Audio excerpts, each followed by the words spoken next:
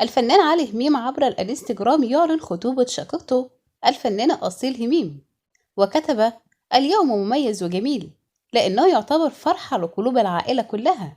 ألف مبروك الخطوبة لأختي وحبيبة قلبي وشمعة البيت. الله يسعدك ويوفقك إلى كل خير، ربي يخليكي إلي وما يحرمني منك. وقالت وقالت أصيل برسالتها الصوتية عبر بعض المواقع: فعلا خبر خطوبتي كان صحيح، وكانت في بغداد، واقتصرت على الأهل، وإن شاء الله الفرحة الكبيرة ويا الجميع المحبين والجاريين على قلبي.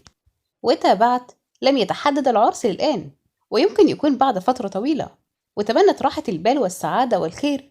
فرحانة جدا وإن شاء الله الفأل للعزبية والجميع. يذكر أن أصيل هميم تشارك بلقيس ودحوم بحفل رأس السنة 2024 في القاهرة، حيث شاركت المتابعين البوستر عبر انستجرام، والذي جاء فيه: تقدم جلبال جالا في ليلة رأس السنة سهرة طربية استثنائية لا تفوتكم، مع باقة متنوعة ومميزة مع نجوم الغناء في الوطن العربي، بلقيس وأصيل هميم ودحوم الطلاسي معا ولأول مرة بفندق نيل ريدز كارتولون على ضفاف النيل وبين أجواء القاهرة الساحرة.